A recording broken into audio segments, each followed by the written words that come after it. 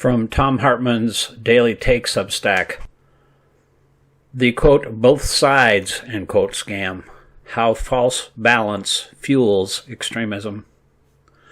When pundits blame tone instead of truth, they let one party weaponize threats and lies without consequence.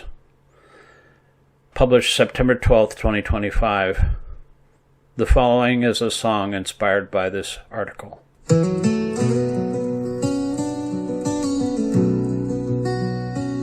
They say tone it down while the fire's still burning. One side's preaching hate, the other's still learning. False balance feeds the flames, we all know the plan. Democracy's breaking on the both sides scam. This is not the same, stop the charade. One side builds bridges, the other brings rage. Truth has a cost, but the lies damn the land. We're choking on smoke from both sides scam. History's receipts carved deep in the stone. Violence as a weapon is the right's cornerstone. They shout victim loud with a torch in their hand, but justice won't bow to the both sides scam.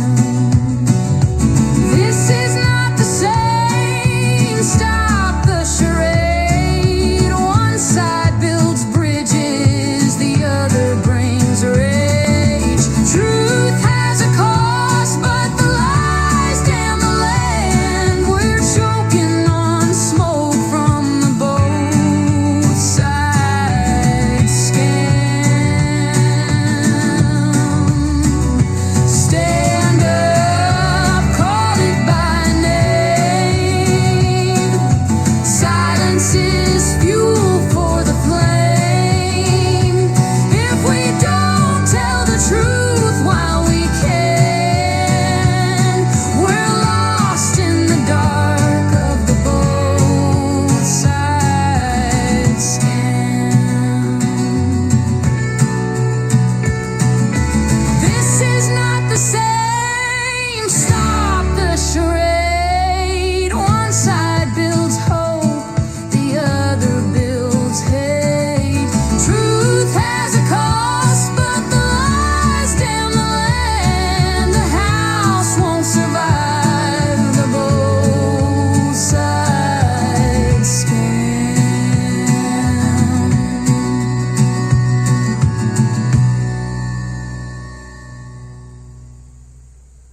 As a guy who regularly gets death threats because of my media presence, I shouldn't have to say that killing people or even threatening them for their politics is wrong. But here it is, for the record. Nobody in America should die for their politics.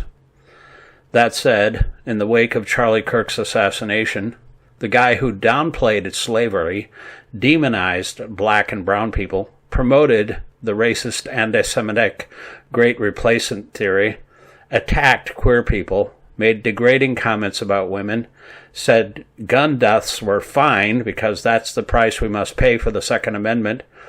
The media is afraid to say anything about the state of our politics other than, quote, we need to stop violence-provoking political rhetoric on both sides, end quote. As if there were two sides here. There's the hard truth that the bullcrap embracing, quote, both sides, end quote, punditry won't say out loud. Calling for Democrats to, quote, tone it down has become a permission slip for Republicans to keep stoking hate, flirting with violence, and treating fellow Americans as enemies rather than opponents. That an alleged lefty shot Kirk is the exception that proves the rule. If you actually look at the political science on the public record, the escalation didn't start with Democrats, and it doesn't continue because Democrats use accurate words to describe what we're facing. The political research is clear. As Rachel Bittkoffer points out, Thomas Mann and Norm Ornstein said the quiet part out loud when they wrote that the modern GOP had become, quote, ideologically extreme, scornful of compromise, and dismissive of the legitimacy of its political opposition, end quote, in their 2012 Washington Post essay and book-length work on asymmetric polarization. And this isn't new. The rhetoric that got us here isn't even invented on social media. Lee Atwater explained Nixon's Southern strategy out loud in 1981, describing how race-baiting messages are laundered into, quote, abstract, end quote, appeals that produce the same results without resorting to the N-word. Ronald Reagan elevated the, quote, welfare queen, end quote, trope into a national morality play that exploited poverty and race for partisan gain.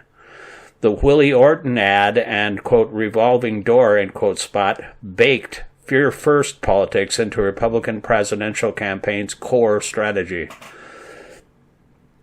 Pat Buchanan then said the quiet part out loud with the bullhorn in his 1992 convention speech, declaring a culture war against Democrats or anyone who didn't fit his vision of a Christian white America. Newt Gingrich operationalized it with his Go Pack training memo, a how-to guide that told Republican candidates to brand Democrats with words like corrupt, sick, and traitors, while reserving terms like freedom and strength for themselves. This wasn't an internet rumor. It was a Republican Party's official training literature. When the National Rifle Association mailed a fundraising letter in 1995 calling federal agents, quote, jackbooted thugs, end quote, former President George H.W. Bush resigned from their board in protest, which tells you how far the mainstream right still had to travel to normalize incendiary attacks on law enforcement when it suited their politics. Fast forward to the past decade and the escalation didn't slow. Republicans have long normalized calling Democrats, quote, socialists or communists, end quote, as a baseline insult rather than an argument. This isn't a fringe habit. It's a standard applause line for Republican leaders and conservative media outlets. The, quote, Second Amendment, end quote, wink and nod endorsing violence politics isn't new either. Sharon Angle campaigned on, quote, Second Amendment remedies, end quote, in 2010, and Donald Trump suggested in 2016 that the, quote, Second Amendment people, end quote, might have to step up to stop Hillary Clinton. With Trump's 2016 campaign, the glorification of violence moved from innuendo into stagecraft. He urged rallygoers to, quote, knock the crap out of, end quote, protesters. Then later told police, quote, please don't be too nice, end quote, to suspects during a Long Island speech. Armed right-wing extremists swarmed the Michigan Capitol in April of 2020, a preview of how, quote, we the people, end quote, could be recast as a threat display when public health or election results didn't go the way Republicans wanted.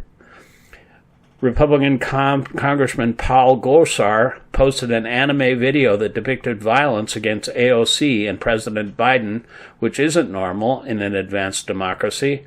Nonetheless, all but 2 Republicans refused to vote for his censure. GOP's information pipelines supercharge moral panics about identity and belonging. The old birther lie about Barack Obama's citizenship migrated from Fringe to Fox to Trump's hardcore brand. Then the, quote, great replacement, end quote, narrative went from white supremacist dream fever to standard talking point in the country's most watched right-wing channel and then into the manifestos of mass murderers in El Paso and Buffalo and into the anti-Semitic rantings of the Tree of Life shooter who blamed Jews for, quote, bringing invaders, end quote, here.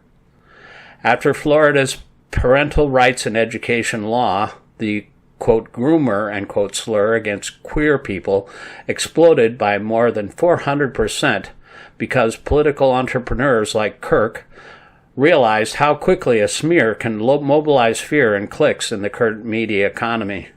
Republican officials and aligned media also popularized the false frame that gender-affirming care equals, quote, genital mutilation, end quote, a homophobic slur Kirk kept using that's been rejected on the record by federal judges examining the facts in these cases.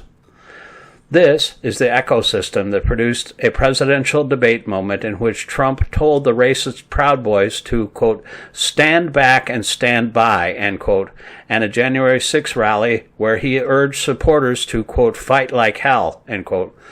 The RNC later tried to rebrand the attack as, quote, legitimate political discourse, end quote, which was an explicit signal to their base that political violence was just fine with the GOP.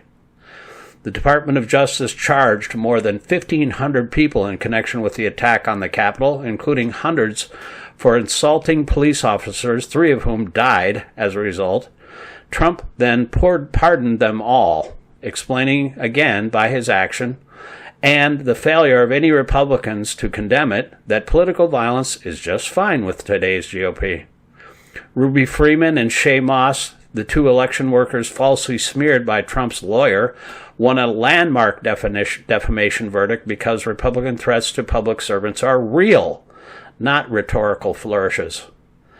When critics talk about authoritarian drift, they're not making it up for cable hits. Trump created, quote, Schedule F, end quote, by executive order in 2020 to strip job protections from large categories of civil servants. President Biden revoked it, but now it's back, leading to a dangerous politicization of the federal bureaucracy that's now hunting and purging, quote, lefties, end quote, the way slave patrollers once tracked down escapees. Alongside that, Trump has publicly urged defunding and punishing the FBI and DOJ when they investigate him, and even floated, quote, terminating, end quote, parts of the Constitution, which is rhetoric that would have ended careers a generation ago and now earns a shrug from most of his party's elected officials. And, as Jessica Valenti points out, quote, when a pregnant woman dies of sepsis in a hospital that could have helped her but is legally prevented from doing so, that's political violence. It's political violence when a child is shot in their classroom because lawmakers refuse to take action on guns. An abortion provider being assassinated after years of conservatives calling them, quote, baby killers, end quote, is political violence, as is the death of a person who had their medical claim denied by companies more interested in their bottom line than in people's lives, end quote. And now, in the wake of Kirk's murder, Republicans are again amping up the violent rhetoric. Laura Loomer just posted, quote, more people will be murdered if the left isn't crushed with the power of the state, end quote. Trump referenced, quote, radical left political violence, end quote, as if that's the only source of it. Sean Davis, the CEO of The Federalist, wrote, quote, when Democrats lose elections they couldn't steal, they murder the people they were unable to defeat, end quote. Fox host Jesse Waters said, quote, whether we want to accept it or not, they're at war with us, end quote. Mother Jones compiled a more comprehensive list of Republicans calling for violence against Democrats. Trump made jokes about Paul Pelosi's near murder and laughed when a thuggish congressional candidate assaulted a reporter for asking him a question about health care policy. That thug is now governor of Montana. And let's not forget Charlie Kirk's hero, Kyle Rittenhouse, who murdered 2 people who blew off most of the arm of a third. Trump invited him to Mar-a-Lago to congratulate him. Violence is their brand. And in the wake of all this, Trump pulls the Secret Service security detail from Kamala Harris just as she begins her book tour. Now, put that record next to what Democrats have done. I realize it makes them sound like wimps, but instead of vilifying their opposition, Democrats in Congress have been working across the aisle for the average person, passing health care legislation, trying to strengthen voting rights, reduce student debt, clean up the environment, rebuild our infrastructure, and kickstart chip manufacturing, and hold corporate criminals to account. After Democratic Minnesota House Speaker Melissa Hartmann and her husband were murdered by a right-winger with a list of almost 50 other Democrats he planned to kill, Trump refused to even call Governor Walz, much less lower flags to half-staff. Democrats, who'd lost a genuine hero, universally called for toning down political rhetoric instead of vengeance or retributive violence. While the GOP's brand is, quote, "we're victims," end quote, Democrats are more interested in getting things done for the people. And when they do call out the authoritarian of this administration, they're pointing to actual policies, like masked secret police, military in the streets, Trump grifting billions in crypto, using the FBI to go after his political opponents, and Republicans on the Supreme Court giving Trump immunity from prosecution for actual crimes. On top of passing legislation, Democratic leaders have consistently condemned political violence without caveat, from Joe Biden's 2020 speech, spelling out that, quote, rioting is not protesting, end quote, to repeated condemnations after attacks on public officials and public servants. So, when commentators ask both parties to, quote, lower the temperature, end quote, we should be honest about what that means in practice. Too often, it's a request for Democrats to stop calling out the very real way the modern right has mainstreamed eliminationist rhetoric, moral panic politics, and procedural hardball. It is a call to pretend that saying, quote, you're child-abusing communists who hate America, end quote, versus, quote, you're undermining democracy and endangering people with lies, end quote, are mirror images. They are not. One is a smear that licenses political violence. The other is a description of a documented pattern of behavior with decades of receipts. None of that means Democrats are perfect. It means Democrats are operating inside the reality-based world where deals must be made, bills must be passed, and violence is condemned when it appears on your own side. Former Republican George Conway warns that the GOP is in the verge of turning Kirk into Wurstwessel, a Nazi street fighter who Hitler made into a martyr when he was killed. He posted, quote, they might not like to hear it, and it may incense them, but the parallels between what the Nazis did then and what Trump and MAGA are doing today are striking, chilling, as any expert on authoritarianism will tell you, straight out of the same toxic but dog-eared playbook, end quote. Jim Stewart's suggests Kurt's killing could be used by Trump the way Hitler used the Reichstag fire to change German law to give himself unlimited power. These are indeed very, very dangerous times, and the political rhetoric coming out of the 1,500 right-wing hate radio stations, Republican politicians, and billionaire-funded hard right-based social media algorithms is at the center of the crisis. If Republicans want the volume to come down, the path is simple. Stop labeling mainstream opponents as communists and, quote, groomers, end quote. Stop flirting with, quote, Second Amendment remedies, end quote. Stop normalizing threats against election workers. Stop trying to bend the machinery of government to punish critics and shield allies. When that happens, Democrats will meet them in the middle because Democrats already live when they write bipartisan infrastructure bills, subsidize domestic chip manufacturing, narrow gun loopholes, and harden the legal process for counting electoral votes. Until then, asking Democrats to, quote, watch their tone, end quote, is not a plan for peace. It's a plan for unilateral disarmament in a fight the other side first chose.